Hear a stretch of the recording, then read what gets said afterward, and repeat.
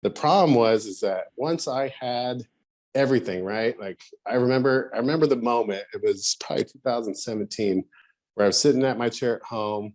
I had my career, I had my kids, I had the house, I had the car, I had all the nice stuff. And I was still restless, irritable, and discontent.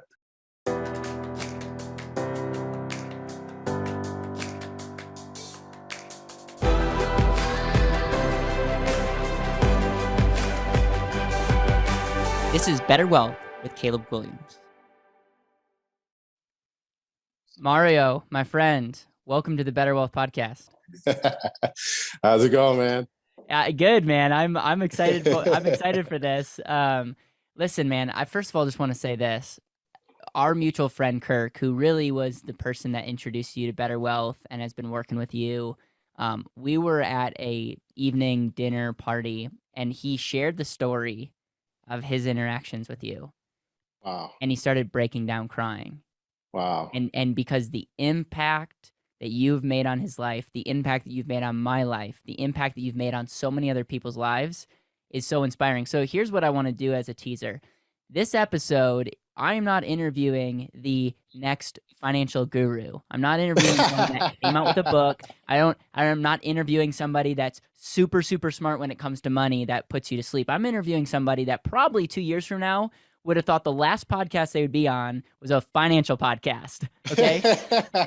And your story is going to inspire the educated and the people that might have no interest. I have a funny feeling that this episode is going to get shared way more than our typical episodes because of your story and because of who you are. And so with that intro, you have a lot to live up to, my friend. Yeah, I do. Why don't you give a little backstory of who you are and how you got introduced to BetterWealth and just what you're up to. I want to kind of get the backstory to set the stage. Oh man, absolutely. Caleb, again, thank you so much for having me today. I've been looking forward to this ever since I sent you a message on Facebook. You know, it's funny you talking about taking action, right? And I was at the sober living home kind of doing some cleaning, and the thought just came, said, hey, message Caleb. Send him a Facebook, you know, you have a good story. And I just did. I had no idea that you were going to message me back. And, you know, so very honored that you'd reach out, you know, and so thank you again for having me, but I'll just jump into it. My name is Mario Torrez. I am a grateful recovering alcoholic. My sobriety date is January 31st, 2019. I'm a proud father of 4 beautiful children. And I currently, right now, my full-time position is a firefighter paramedic with the city of Phoenix. And, you know, I started back with BetterWealth back in September. So it was funny, my good friend Kirk, we've known each other or had some mutual friends when we were both testing for the fire department back in 2009. Yep. So that's how far we go. I got hired a couple years before Kirk. I was the age of 21 years old. Wow. I'm 30 right now. How old are you, Caleb? I'm 25. You're 25? Oh, yep. Man, that's awesome. Would I ever give to be 25 again? So you're you currently work as a fireman? Yeah, firefighter paramedic. Okay, thank you for your service. Oh, thank you, man. And you've obviously have a story as it relates to alcohol. And that quickly, I don't want to bring up any tons of pain, no. but I'm sure back, if my math is correct, you were about 28 when you broke free. Yeah, man. It was so a little bit about my history. You know, I started abusing alcohol and drugs at the age of 13. So, you know, I've used a long time. You know, I've been using longer than I had not been using. Wow. And so, you know, as I was a high school dropout. I got myself back into school, got a diploma, and, you know, my dad was missing out of my life for many years. And, you know, I think that probably had something to do with it, but I've never really had a father figure, you know, growing up. You know, my mom was a single mom raising both of us. And, you know, she was my mom and my dad. And I appreciate everything that she did for me in my life, you know, but there comes a point, I think, in everyone's life where you have to rediscover yourself, where we all kind of get lost or detour or get off whatever journey that we are. We have Yep. to discover who we are and discover our purpose, Totally. you know, and,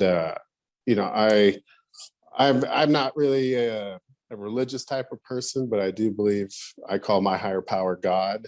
That's where I celebrate. And, you know, what really was is I took my will into my own hands. I developed this alter ego, if you will. You know, an ego to me is edging God out. And I just really, you know, I wanted to live life on my terms, on my will. You know, I've experienced some pain as a young adolescent, and you know, I was waiting for God to apologize to me. Yeah. You know, I felt like God owed You were me. playing the victim. Yeah, in a sense. absolutely. And Absolutely. you were turning to alcohol as the enabler and as the thing that would fulfill you. And Mhm. it was one of those things where what was that moment like when you're like, I can't keep up with this. I can't do this any longer. Gosh, man, there had been a couple different moments of time. You know, what was really crazy is I had no idea I was an alcoholic. You know, I had no idea. You know, I was experimenting with some drugs, and you know, I just thought I just needed to kick that stuff. But you know, it wasn't until the moments where I kind of really traced back my life to where it's like, wow, I guess, you know, alcohol and drugs were never my problem, Caleb. They were my solution to my problems. I want that to be highlighted. I don't know what people are going through, but a lot of people think that's their issue. It's not. That's the thing that they're turning to solve their issue. Oh, absolutely, man. And I'll be honest with you. Like when I first had that first drink as a young man, when I first smoked that first joint, it gave me Yeah. superpowers. You know, I got attention. I was the life of the party, you know, and all of that worked for many years until it didn't. To Yep. where next thing you know, I'm just doing it as a routine. I'm doing it as a lifestyle. And I just, you know, I had a period of abstinence, you know, when I got on the journey to become a firefighter. I've been a firefighter for over 8 years now. So Mm. there was a time, you know, like life was great. I was going to the academy. I was having my daughter. You know, I had the house. I had the girl. You know what the problem was, Caleb? Was I had this whole life where I didn't want to be the victim. I thought that I deserved Yep. everything, you know, that I was going to make this beautiful life. And you know what the problem was? The problem was is that I got it. Mm. The problem was is that once I had everything, right? Like I remember the moment, it was probably 2017, where I was sitting at my chair at home. I had my career, I had my kids, I had the house, I had the car, I had all the nice stuff, and I was still restless, irritable, and discontent. Yeah. I was like, this is all for my life. And it was just so disengaged. You know, I don't want to call it boredom. You know, boredom to me is just the definition of just not being engaged in Yep. life, you know, and I was turning out to be someone who I never thought I would.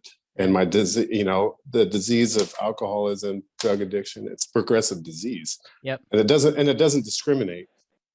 So, you know, I was just progressing through my life, and you know, my best judgment could not get me out of it. You know, Wow. I was just doing counseling, I was taking suggestions, I was doing all the necessary steps. And this is going to sound really crazy to you, but I had this moment where I thought, like, we were getting ready to have my son, Ethan. And, you know, I just had this idea in my mind that as soon as I saw my son take his first breath, I would be instantly cured and I would never want to pick up or drink or use again. And so I remember the day. So I delivered my son, which Wow. was really cool. It was the first kid I ever delivered, you know, as a paramedic. Wow. Sometimes we'll have to do emergency stuff. But I delivered my son at the hospital. And that was my best idea. I just remember breaking down crying all the time, just regret after regret after Yep. regret after lies of not, I don't want to be this person, but I don't know how to stop. And I just thought that by seeing my son take his first breath, I would instantly be cured, right? You know, kind of like the Messiah. Like I thought he was like baby Jesus to me, Yeah. you know? And I remember delivering him and holding him, and I just felt empty. Wow. I felt completely empty. I wasn't high, I wasn't drunk, I wasn't anything. I was just spiritually Mm. empty. And at that moment, I knew I was screwed. Yeah. And, it got a little bit worse. Life was getting hard. Uh, I just, I just didn't know I didn't know what to do. And I remember having a tragedy call as a firefighter that it was a defining moment in my life. There was a two-person airplane that crashed in the middle of the street here in Phoenix, and one person died and the other person lived, and we were working on them, so they had to be extricated out. I was the paramedic on scene, and it was just this tragedy mess, just this aircraft just right in the middle of the street, two people dead. And I just remember working on it, and it was just it's very symbolic that, like, my life, with my wife at the time, that my life had been come crashing down. Wow. And it was burning, you know what I mean? Yeah. And there was just one survivor. He later on died of his injuries, but he was alive when we got him. Wow. He was just on life support. I just remember, just after that shift, just how deeply affected I was by that. And, like, I got physically sick, and I just remember I was having suicidal thoughts. And I remember just talking to someone, and remind you, I'd been kind of hiding my disease from my wife at the time. Wow. And Wow. for almost 2 years, I was hiding it. And, it was very shameful. It was very shameful. But there came a point in my life where I finally just screamed out for help. I threw out my hands, and I'm like, God, if there is a God, I need your help. I can't Yep. do this. I'm tired of hiding. I'm tired of running from everything. And I remember a firefighter came up to pick me up from, to take me to, a psychiatric place for eval. And I remember that night where it was so defining, that was like, you need to come clean. And I remember telling her that night, and the next thing I know, I was in a psychiatric place for the weekend. And I came back, I got out of that. I just, started on the road of acceptance, right? Yep. And I came home, and my whole house was packed up. My kids were gone. And even that wasn't enough to get me clean and sober. And, my addict mind was like, well, I guess this is just more reason I'll have more time to drink, And that I wish I could say that was the last time I would ever drink again, but it wasn't, And then, I was getting help through our fire department resources, and finally, like, I kept falling back into old behaviors, and they finally said, "Hey, man, this is your last chance. You need to get it together, or figure out a different career," And they say that rock bottom is defined as losing something and getting ready to lose something else. Wow. And I just really surrendered. And kind of a quick backstory is I had a good firefighter friend of mine who we both got our first jobs. We knew each other since we were 17 years old. We got hired at the same time. We were cadets together, and he was going through the same struggles that I was. We ended up meeting at like a treatment center, and he was going through the same thing. So we both kind of relapsed the same time. And then what was really cool is we went through inpatient treatment together. Wow. And he was my roommate for 30 days. So how, just how that was all orchestrated was beautiful. So that was back in 2018 is when yes, you started turning around. Yeah, And absolutely. So I want to fast forward to the money concept. So things are starting to turn around, and I'm assuming you're not really you don't know anything about money at the time. I don't know. All I know is how to spend it. Okay. Yeah, classic. I didn't know anything. I didn't know anything about cash flow. I didn't know anything about passive income. I didn't know anything. Welcome to America. So you're fitting right in. And so for sure. When was that moment that you realized you had to start taking this money thing seriously, and like, how did that happen? All right. So, Caleb, this is really good, right? So it's a great question. So about after I had a year of sobriety, there came a point in my life where I'm still getting some of those same feelings of being discontent with life. Like there should be more, right? I worked my ass off to keep my career. I was getting my family back. I ended up having 2 sets of twins, right? And, part of the recovery journey is making amends, right? And I realized that the one person I hadn't made amends with was myself.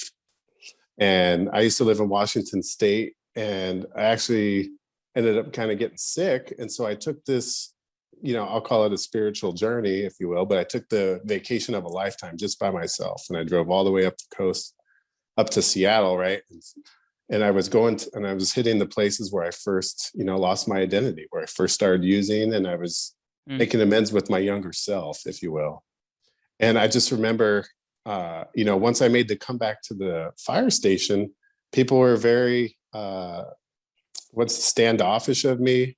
People were very judgmental of me. I just got people, there's a term, telephone, telegraph, tell fireman. And, the words kind of spread about, that I was kind of in some trouble and I was getting help, and, now I'm better. Right. And I was getting a lot of pushback. And, my whole alter ego was a firefighter. Yep. And so like I had built my whole life around trying to fit in, trying to be accepted, trying to be loved.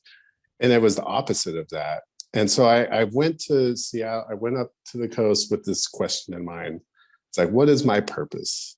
What is next for me? There's got to be something more. And the question was, I was like, God, why don't these people love me? I've loved them so much. Why don't they love me back? And I just remember that voice, that inner dialogue. It said, because they're not your people. The drug addicts and the alcoholics, those are your people. Help them. Wow. And I'm like, whoa, okay. Well, what does that even look like? And, I had lived in a sober living home for a year. And, I was always kind of interested in the real estate. My mom had a mortgage brokerage company growing up. So, real estate was interesting. And then I had the idea to open up a sober living home. And I had no idea what money was. I had no idea, okay, well, how would I get this? How would I do that? And then I rove in and I start working with Kirk, and he just asked me a simple question. He's like, hey, what are you doing? What are your goals? And we just started talking. And he's like, hey, give me a call. And I did. It was part of just taking action in my life. And what sobriety has taught me is like, you can't want this disease to go away. You have to do something every single day to take care of yourself. And so I was very familiar with taking action in my life. And so once I got on this journey, right, we started talking about life insurance. He gave me the And Asset book. He gave me, and that's where I really started my journey was, Wow. and I'll never forget, I owe everything I have today to Kirk's help. Was he said, you are your greatest asset. You need to invest in education and knowledge in yourself. And I'm like, okay. And he just kept feeding me. And the more I would read, the hungrier I would get, right? I would read the Nelson book, Becoming Your Own Banker. And he was, Richest Man in Babylon, like all Rich Dad, Poor Dad. And it just started clicking, man. It just absolutely started clicking. And, the definition of what I wanted, right? But the first thing that you have to do, I think, when you get on a financial path, spiritual path, whatever it is that you call it, is you have to know your why. That's right. You have to know your why. And I never forget, I still have my And Asset book here. I've lent it out to a couple of my friends. I've actually gotten 2 of my friends signed up through BetterWealth as well. And I just remember just sitting down and really getting honest with myself. And I remember in the book, you just talking about your why and how important that is. And those have been words that I live by. I review it all the time, like a checkbox list, and really start defining what I want my life to look like. What do I want Mario in 5 years? In school, everyone always talks about 5-year plan, blah, blah, blah. it never really made sense Yep. to me, right? Yep.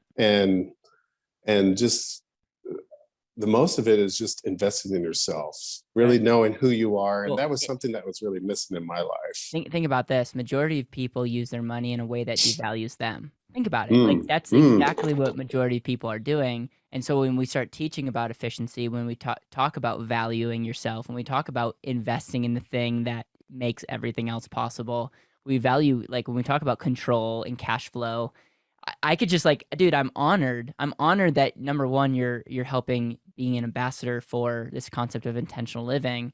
But congratulations, because Wow. Thank you. you were honest with yourself and leaned into something. And there's people that know 10 times more about money that don't get it. And my friend, Hmm. you get it. And I want you to share what you did next, because not only are you creating cash flow, not only are you investing in opportunities, not only have you leveraged certain things that you've learned through BetterWealth and Kirk, but like you're making a difference, man. And Yeah. and by the way, when did this all happen? I want to remind people, like, this is not a 5-year testimony. This is a within the year testimony. Well, yeah, no, this is definitely within a year. So I signed up with you guys. I believe my insurance policy was fully vested by the time of September. So I started about a month before that. September 18th is when I incorporated as an LLC. And within a month, I already had a property. Okay, I walk had a through that. website. Walk through Oh that, my because gosh. Are you ready for like this? people are like, okay, what property? What do you mean? How did you learn that? Yeah. So the biggest deal, right, is like, okay, you need a property, right? And so I had pulled some money out from my 457, right? And I just had this idea. Caleb. Robert Kiyosaki always talking about not using any of your own money, right? And I pulled out about $100,000 from my 457 retirement, because through the CARES Act, there was some financial, they were waiving like 10% penalty fees and you can spread it out, right? And I just had this idea. It just clicked. I said, my challenge to myself is to open this gate without using any of my own money. And I'm like, okay, challenge accepted.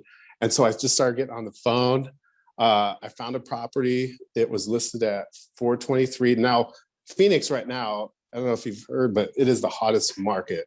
Yeah, I no mean, pun intended. Also, no, yeah, yeah, yeah, yeah.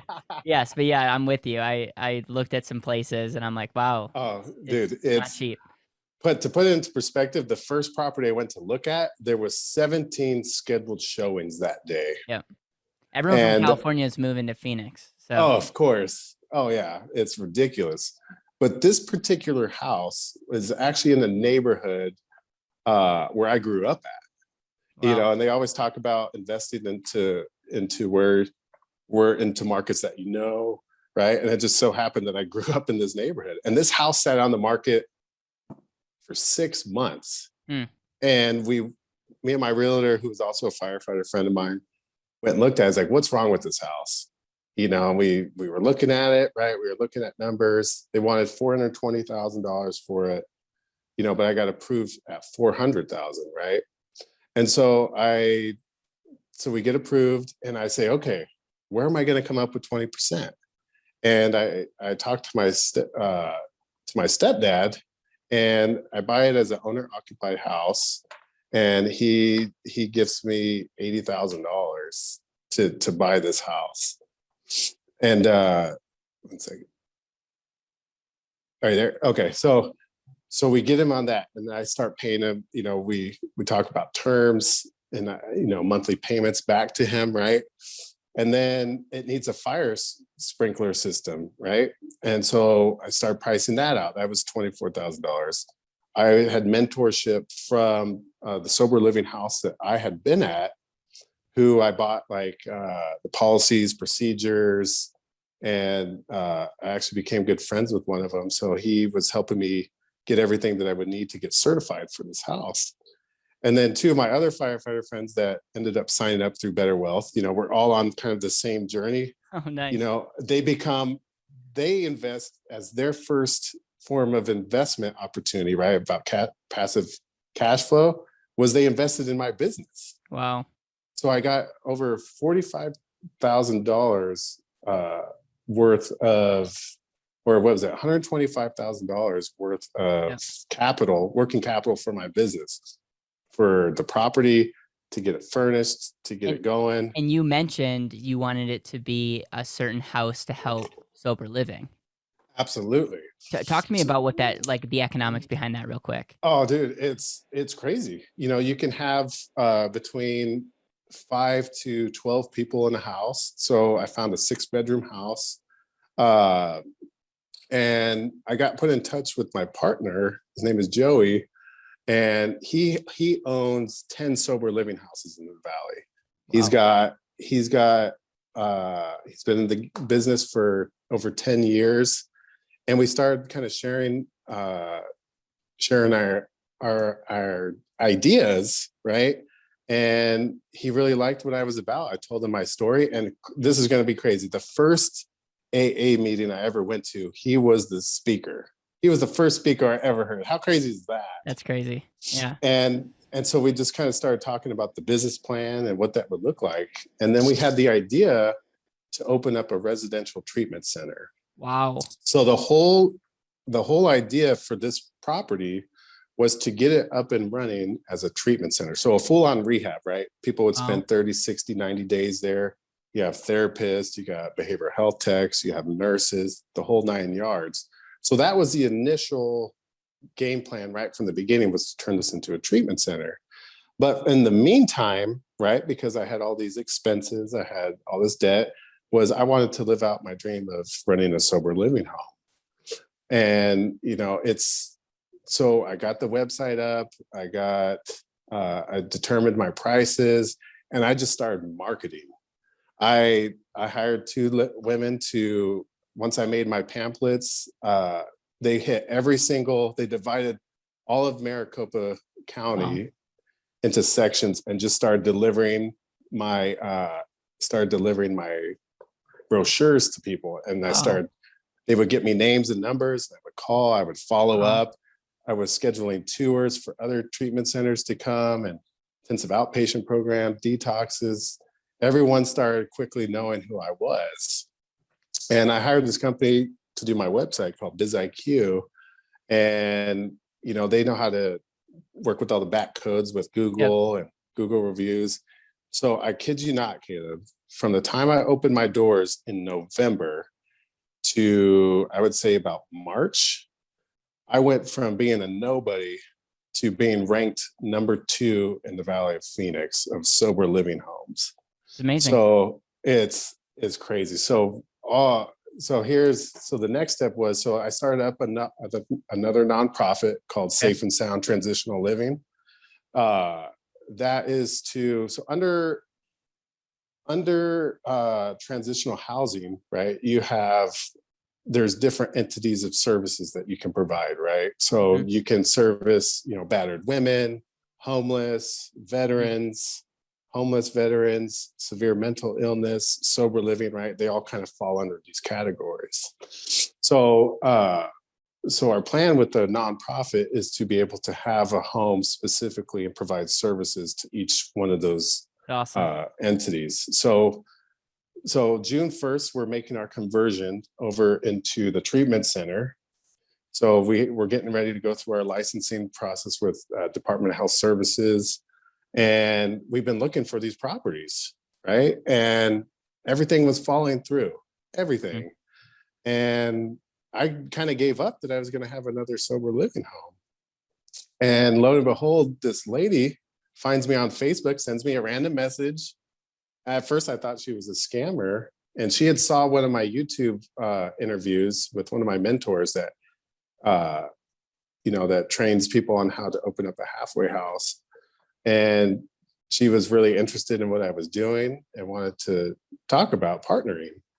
And so she comes over that same day, right? And this is all part of taking action. You know, her taking action to message me, her taking action to come see the place, and she just loved what I was doing. And you know, like when someone just speaks to your soul, like when you can just tell that someone has that mindset, that shift in their heart, their mind, where they're free. They understand it, they get it. And we partnered up, and she's like, well, the house I'm living in is a 5-bedroom house. I don't need it. I'll just go move and we can rent this place out. No way. So lo and behold, we got a 5-bedroom house. We're getting everything ordered. The beds are being delivered tomorrow, and Whoa. it's happening So so listen, quick. so you have a treatment center and a house where multiple people can stay, Absolutely. and this all happened with under a year. Under a year, yeah, less So than. you met Kirk, who started telling you that you're your greatest asset, giving you books. You read the And Asset. You read other books by Robert Kiyosaki. You started asking questions, being proactive, finding a home, gathering some troops, Yep, sharing the vision. You are your greatest asset. I hope people see a theme. Get this house. Start a nonprofit. I know that you probably have special advantages of being a nonprofit for certain renting strategies in real absolutely. estate. And now you have a treatment center and a halfway house. You're helping the same people that a couple of years ago that you felt called to, that these are your people, all in under a year, bro. Oh, absolutely. And then I started up a real estate business too called Impact Capital. So we're owning, so our goal is to own the real estate and then rent it to our sober living houses. So I have 10 properties currently 10 with another properties. partner, 10 properties. What are the economics behind this? Like, how did you get Uh, 10 properties? I use private investors, and I gave them a rate of return and share on the cash flow. So all the properties that we acquired were acquired through private money. So again, I didn't use any of my own money. Everyone's happy. Everyone's getting a good rate of return. And then we're also linked up with a wholesale company out here too, where we're capital partners. So we're also doing some JV deals. It's crazy. I got a lot going on, man. It's All a I can beautiful say thing. is remember me, okay? Oh, Remember for me sure, someday. man. When You're I coming with me, bro. when I come knocking on your door and say, "Hey, you're like when you're this real estate mogul," just be like, "Hey, do you want to come back on the show?" And um, This is dude, the, the reason I wanted to have you on the show is number one, I think we can all learn by hearing people stories, and I'm going to be more intentional about sharing those. But number two, like I want you to know that your message is going to encourage at least one person that absolutely. knows that they're not reaching their highest potential and knows that they can do more. And by the way, guys, don't try to compare yourself to, I mean, quite frankly, I think there's some wisdom in not in going quote unquote slow. But if you're aligned, man, and the things are coming together, it is so encouraging to see someone like the light bulbs went off and you're just going for it. Are you continuing to serve as a firefighter? Yeah. Currently I'm running the numbers, but I would like to pursue this stuff full time. So It's leaving my incredible. career as a firefighter, I'll tell you what, man, I tell everyone this, and I don't want to sound blunt, but as a firefighter, we're showing up after the tragedy's already happened, right? Mhm. After the overdose, after the deaths, after, actions. And we're kind of the last stop, and being in this business, in the recovery business, I don't tell people I'm a real estate investor. I tell people I'm a people investor. I invest in people, and I can tell you honestly, Caleb, is that I feel like I've saved more lives being in this industry, catching the guys, sponsoring guys, getting people through the recovery process. I feel like I've saved more lives within this short amount of time than I have as 8 years as a firefighter. Oh, It's been one of the biggest blessings of my life. oh. And, I'm just, in recovery, they say you got to give it away to keep it. You got to give what was freely given to me, and just kind of immersing myself. But, it literally took me from the time where I started talking to Kirk to the time I opened up my doors at a place. It was about 2 months to where I was on. And honestly, my success has been, I value my success about how I feel, that I'm living out my purpose, that Yep. every day I'm checking to make sure that my why is still aligned, and constantly evolving. I don't evaluate my wealth based off of, dollar amounts. I value that it's like, I'm finally a present father to my kids. that I'm finally being true to who I am. And, the hardest part was telling people no, Yeah. Tell me about it, being man. Yeah. a codependent person like myself, and Yeah. just wanting to be a chameleon and fit in everywhere. Yeah. The hardest part is just being true to yourself, even though when people are telling you no. And, this has been one of the most incredible journeys that I've ever been on my life. And I know the impact that we're making on people's lives, and that's worth the world to me. And we're getting ready. I have a property down south, like in Tucson area. We're getting ready to open up a ex-felon bed. We have 30 beds. We'll have 30 beds available for ex-felons getting out on parole. So that'll be through the nonprofit, getting people jobs. We linked up with another nonprofit out there called Hoops House. And, that was crazy too. Like, I just randomly called this guy and asked him to help me. And, he's like an older version of myself. We both share the same insight and same goals, and, just the expansion rate, and what's really cool about being in recovery is that I'm in control of the things that I can control. Yeah. And I have to live life on life's terms. Well, and by the way, a lot of people, you need to understand that control is a double-edged sword. Yes. It's like, yeah, let's get all romantic about control. Control can be the worst thing in your life if you don't master thyself. Here's what's fun. This is not public yet, but we are going to finally have our first annual event. We planned an event, and then let's just say the hotel that we planned with was not open. Oh yeah. And so overall, I can't wait for you to be a part of that, because I just think about meeting people who are doing things, making things happen, and I know that these stories are encouraging, and so I can't wait to see you in person, man, and give you a Dude, hug. I can't wait to. Where you're in California, right? Colorado. Colorado. Yeah, Okay, that's yeah. right. But it's that's the powerful thing about the internet, is you can get educated and serve people, and we are just so excited that you're a part of this network. We're so excited for the work that you're doing. Other than you being your greatest asset, any other key money topics that were just big in reading my book, or reading Richest Man in Babylon, or Robert Kiyosaki's books? Dude, really, man, is just being, we talked about the control, right? Yep. Of just really, something else that I didn't mention was I opened up a private family foundation. I opened up some trusts. So I'm really doing some high level investing in myself, and getting things set up for generations to come. Cool. One thing, all right, this is what I want to say. I was kind of beating around the bush a little bit to get to this, but Kirk told me something about a week ago that really has just even taken my perspective to the next level, is that we are just stewards over these monies. That's right, man. And once I made that, once my mind, like, it was more of just being aware. Like, I didn't know what to call it, right?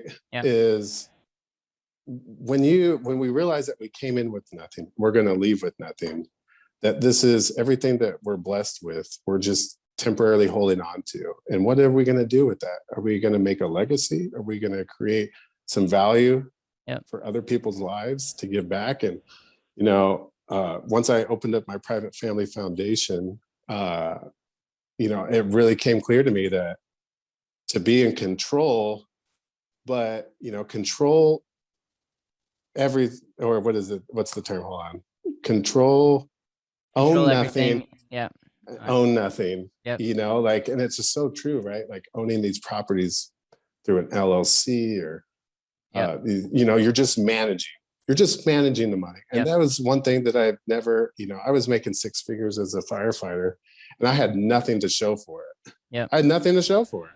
Yep. And you're the money that I remember in the book, you're just talking about, like, paying all your living expenses, like that. Was it like 60% of your income goes just towards Depends on who you are, but we live in a world where we are obsessed with consumption, and Absolutely. and it rules our life. And as a result, a lot of times you got to change the human being before you can give them strategies. And you're definitely a quick start. And my challenge to you is be consistent, because emotions, you're going to have some negative emotions that come your way in business, and there's things that are not all going to go as planned. But don't forget the reason why you started, and stay true to the principles, and make sure that you keep perspective, because I'm telling you, man, you're going to go through stages, and it's one of those things that is why a community is important, and that's why I'm so grateful that you're tied into what we're doing. So with that, man, I end all my podcasts with what I call the legacy question. And the Love legacy it. question goes like this: if this is your last day on earth, you're with the people that you love the most. So I bet your kids will be a part of that equation.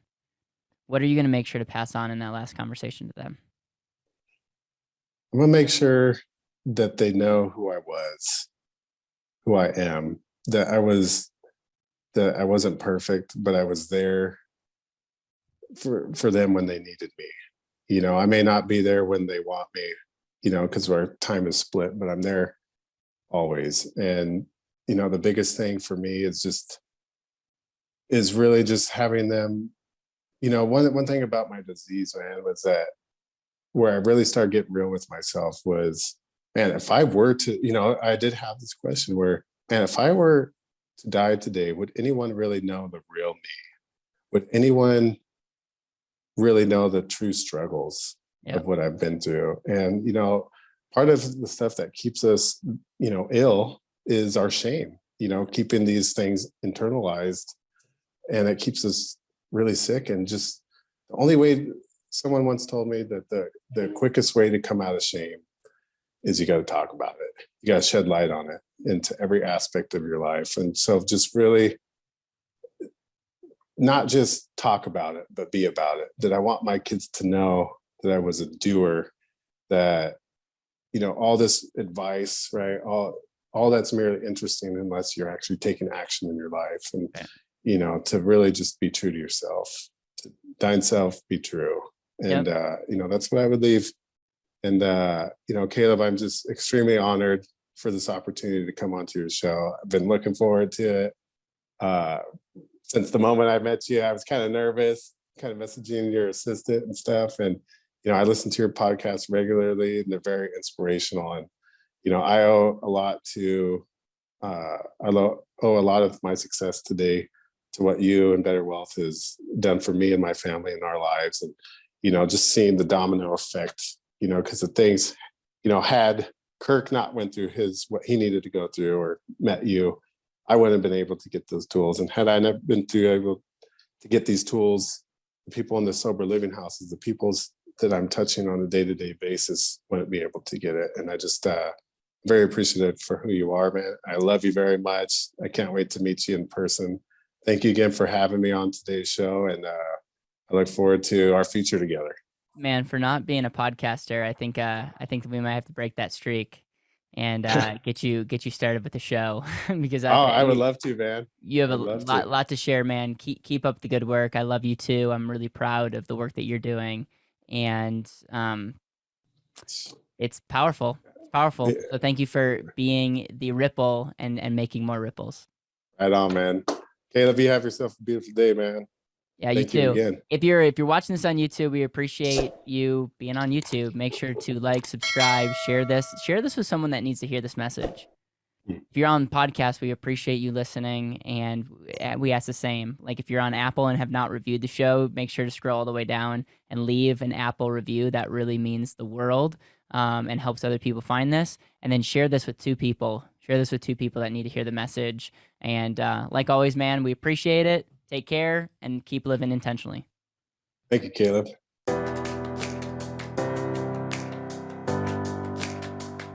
Thank you so much for listening to the BetterWealth podcast. It would mean the world to me if you could hit subscribe, leave a review, and share this with the people that you know and love.